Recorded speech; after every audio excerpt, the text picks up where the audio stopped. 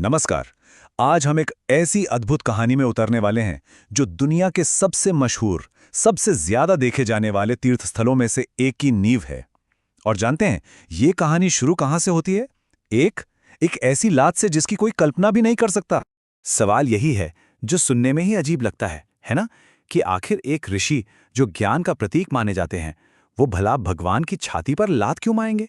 और बात सिर्फ इतनी ही नहीं है। इस एक घटना से एक ऐसा दिव्य कर्ज पैदा हुआ जो आज तक चुकाया जा रहा है। तो चलिए इस पूरी कहानी की परतों को एक एक करके खोलते हैं। तो देखिए, बात शुरू होती है सरस्वती नदी के किनारे हो रहे एक बहुत बड़े यज्ञ से। वहां सारे बड़े बड़े ऋषि मुनि इकट्ठे थे, लेकिन उनके बीच एक सवाल खड़ा हो गया कि त्रिदेवों में यानी ब्रह्मा, विष्णु और महेश में सबसे श्रेष्ठ कौन है? इस महायज्ञ का पवित्र फल आखिर किसे चढ़ाया जाए? अब इस बड़ी पहेली को सुलझाने की जिम्मेदारी दी गई महर्षि भृगु को। इसमें कोई शक नहीं कि वो ज्ञान के सागर थे, लेकिन उनके अंदर एक कमी भी थी, अहंकार की। कहा जाता है कि उनके पैर के तलवे में एक तीसरी आंख थी जो उनके इसी अहंकार का प्रतीक थी। तो भृगु ऋषि अपनी परीक्षा पर निकल पड़े। सबसे पहले वो पहुंचे ब्रह्मा जी के पास, जो वेदों में इतने डूबे हुए थे कि उन्होंने ऋषि पर ध्यान ही नहीं दिया। भृगु को ये अपना अपमान लगा।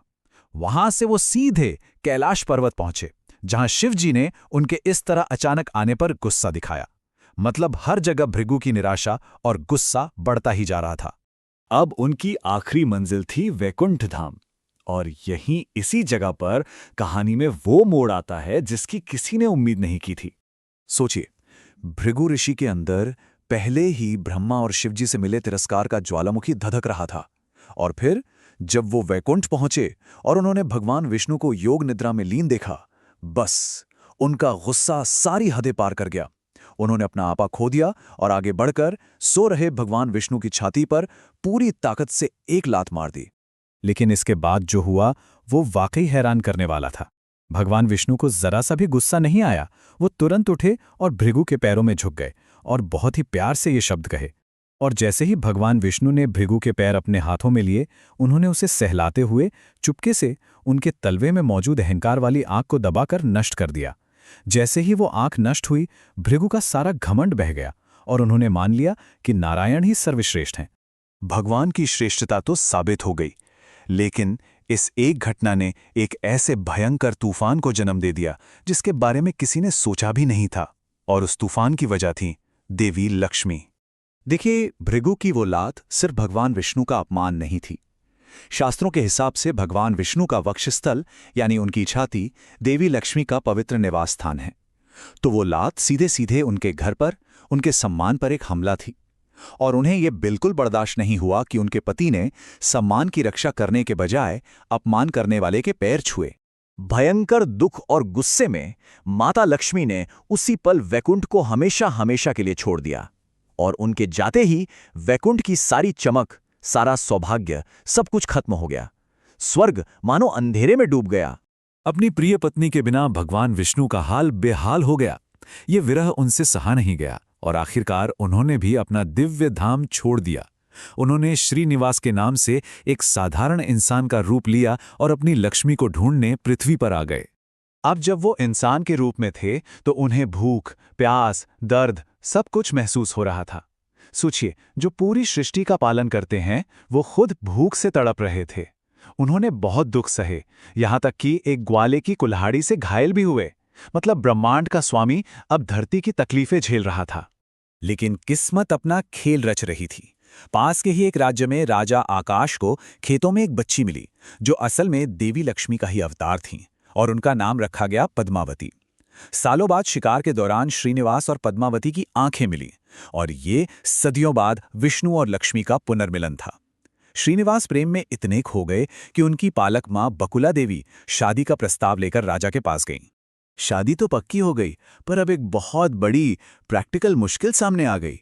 श्रीनिवास तो एक गरीब इंसान थे, इस शाही शादी के खर्चे के लिए पैसे कहां से आते? तब इस मुश्किल को सुलझाने के लिए श्रीनिवास ने याद किया धन के देवता कुबेर को, और कुबेर ने उन्हें कर्ज दिया। कितना? पूरे 1,14,00,000 सोने के सिक्के। यह शायद इतिहास का सबसे अनोखा डिवाइन लोन अग्रीमेंट था। और भगवान ने वचन दिया कि वो कलयुग के अंत तक इस कर्ज का सिर्फ ब्याज चुकाएंगे और उनके भक्त जो भी दान देंगे वो इसी कर्ज को चुकाने में इस्तेमाल होगा। देखिए कैसे ये कहानी सीधे आज मंदिर में दिए जाने वाले दान से जुड़ जाती है। शादी बहुत धूमधाम से हुई, लेकिन कहानी अभी खत्म नहीं हुई थी। जब देवर्षि नारद से इस शादी की खबर मूल देवी लक्ष्मी को मिली तो वो गुस्से में वहां पहुंच गईं। और फिर लक्ष्मी और पद्मावती के बीच एक भयानक विवाद छिड़ गया।